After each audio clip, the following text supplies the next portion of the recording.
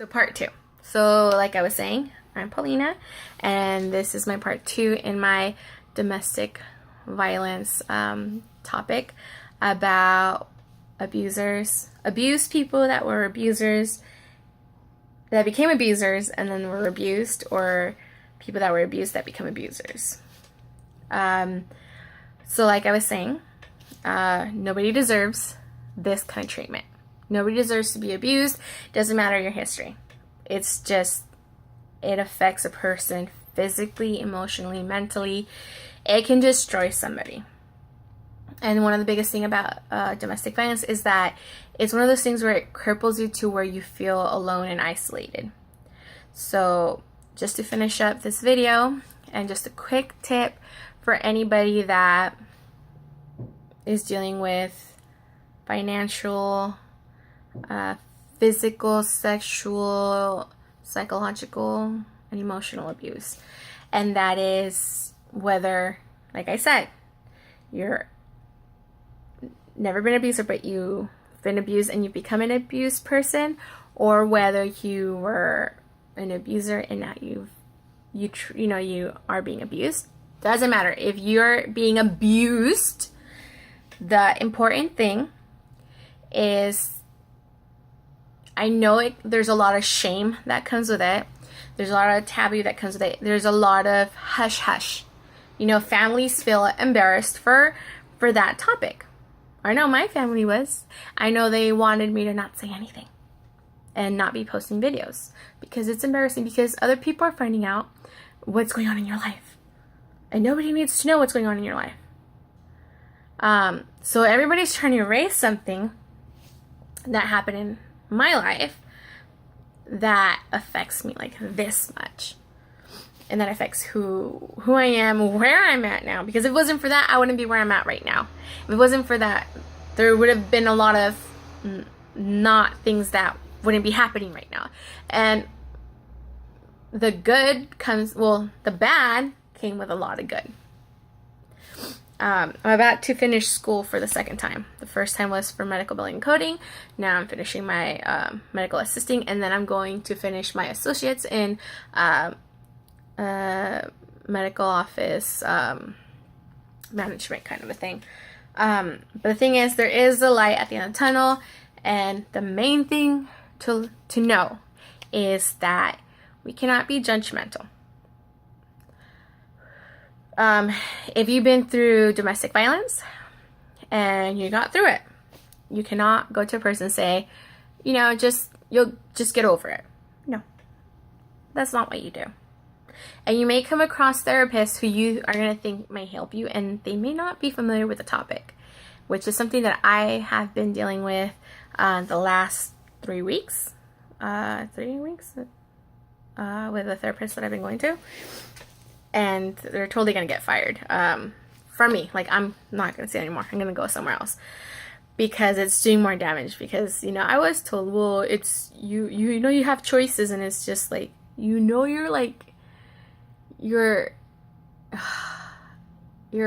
victimizing. Like, I didn't tell her this, but she was victimizing me again. And I'm just like, you have got to be kidding me. Like, they should have taught you this in school. I know I'm used to therapy for DV victims, but as a counselor, like, you should know this stuff. You should know this stuff. So I am going to go try it somewhere else, and because there's stuff that I do need to get out of my chest. So, like I said, things that I recommend for people that are going through DV where they feel like, it doesn't matter what you say, nobody's going to hear me. I'll tell you that's going to kill you inside.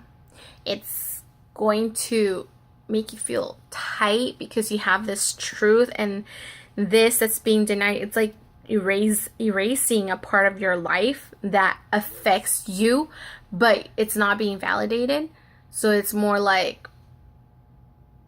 oh, you're crazy. It makes you feel like they're telling you, oh, you're crazy. Like, they're trying to erase something that really happened that affects you. So my tips, not my tips, it's not like it's what I suggest, what helped me was either write in a journal just what you're thinking. Try to find ways to build yourself up. Like, look online about self-care.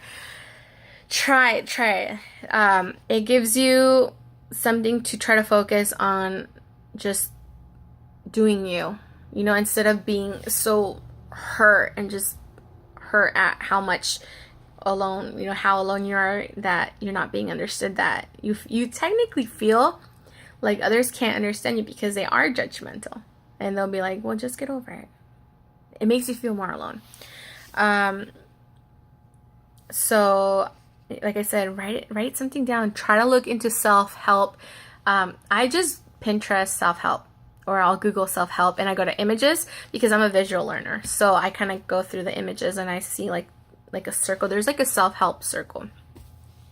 And you just kind of look at that and work, kind of work on yourself. If you feel like you don't have any resources around you, you go ahead and use that. There's a lot of online resources, and they might not be in your state, but I know I live in San Diego. The one that is here is Break the Silence to Domestic Violence. And I feel that just reading some of the stuff that they post really kind of helps me feel not alone. And that helps me out so much, because at times I know my family won't understand the situation. They say, big baby, like, get over it. No, like, that's not what you do. Like, that's not nice. That's not nice at all. So yeah, Google images about self-help. Write a blog, like, online. You can have an anonymous name. Like, you don't even have to identify yourself. One thing I did is I made an app that helped me. My website, I feel that kind of helps me vent, because I feel like I'm doing something instead of just being here, not being able. Like, it makes you feel alone. So me feeling that I can make a difference in somebody else's life makes me feel like, you know what, I'm doing something. I'm doing something good out of something bad. So to me, video vlogs, the website that I have, prpl8.wordpress.com. I don't know, Facebook us I think it's prpl8 community.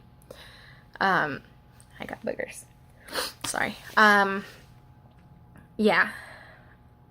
For me, that helped a lot. Just venting out. Like, it wasn't even about who would see it, or if maybe one person saw it, nobody saw it, or a whole bunch of people saw it.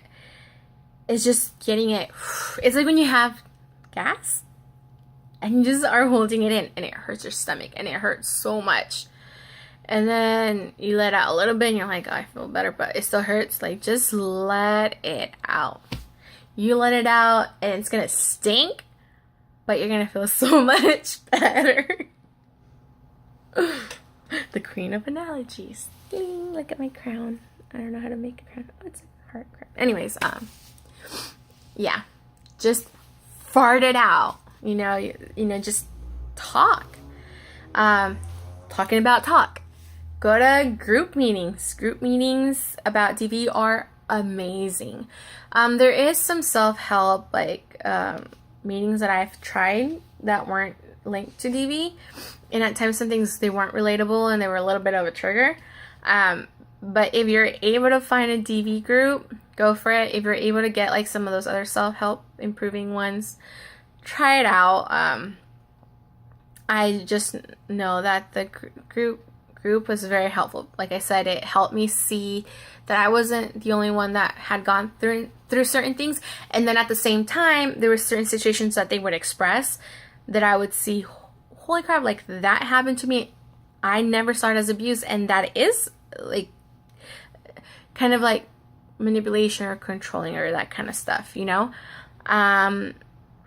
me see. And then individual therapy. That helps a lot too. And if one therapist doesn't work, it's okay. You can try another one.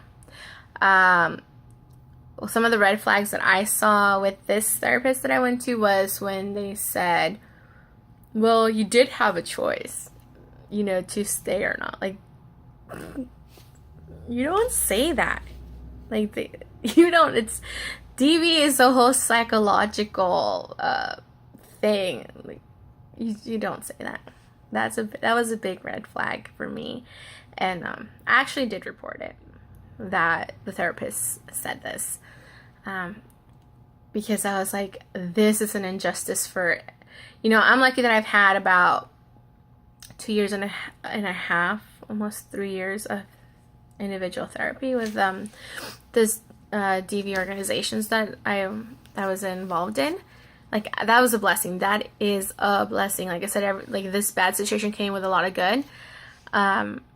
But it makes me think, and that's one of the reasons I also made the website and the app, and I'm trying to be active, is because not a lot of people that are going through DV have these resources. And I'm under the theory, to be honest, and I hope I'm not wrong, but I'm under the theory that for me, group therapy worked the most. So I believe in, if maybe we can't afford therapy, or we are people that work so much that we can't make it to therapy, or there's no therapy around us, group therapy or anything like that, that maybe we can build a community where we are there for each other and share these experiences and kind of share how we overcome them, or share how we're struggling with it, and being able to build each other up. Because DV is not much talked about. And like I said, this whole situation with being an abuser to an abuser, that blows my mind. And the thing is, a lot of people don't talk about this unless a man that's being abused, and it's not physically, but it's emotionally, financially, psychologically, like that. I'm sure there's more people who are dealing with that feel so alone, and like nobody wants to hear them. And to me, it would be sad if anybody feels so trapped that they feel like there's no other way out, and then they just kind of ruin their life, or, just they're not able to, build themselves up. Like, to me, that's sad. That's sad that this ugly person, this bad person, this person that can't, it's just that is so hurt that they want to hurt people in such a way that, I don't know, to me it's just, I guess I've dealt with a lot of hurt people that don't know how to cope with things that they've hurt me. That, to me, being hurt is kind of like, no, I don't want to be hurt. And it hurts. I won't say I'm not hurt. And I won't say that it doesn't affect me, but it's like I feel like I've separated myself to where it's like I feel hurt and things are happening, but at the same time I'm just like, no, like, fuck you. Like, no, you can't make me, you can't, because I know when they say nobody can make you feel anything, it's your choice. Okay, well, I'm feeling a certain way, and no, like, screw you. You can't be treating me like this. So my thing is helping people get that voice where it's like, no, like, okay, I understand I'm feeling this, and being able to recognize I'm feeling this, and it's not true, like, it's not true, butt face, and then being able to separate that so they can move forward, kind of a thing. And being able to separate themselves from that's harming them, kind of a thing. Sometimes you can't. Like, sometimes it's, you have family or somebody that's so close that is abusive, and you just kind of feel like, well, shucks, like, it's frustrating. So, like I said, try and talk to a therapist. Maybe they'll have really good suggestions, and just be careful that if they're being a little bit insensitive, and they might say like, well, it's your choice, or like, it's your fault. Like, no, DV is never your fault. It was the other person's choice to either lie or be deceitful, or to hurt intentionally, because that's what abuse is hurting intentionally, physically, financial, psychologically, emotionally. So yeah, that was my topic for the first video for this beautiful app.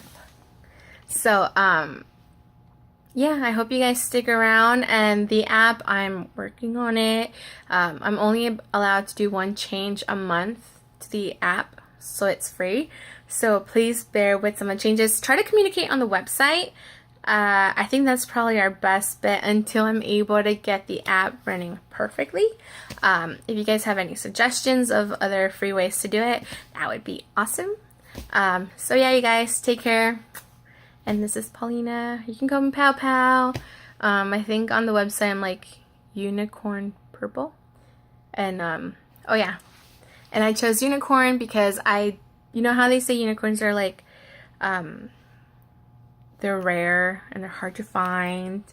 And also, like in Harry Potter, how the Voldemort was like sucking its blood to be eternal. To me, a unicorn symbolizes, I feel I symbolize a unicorn. I feel I am resilient.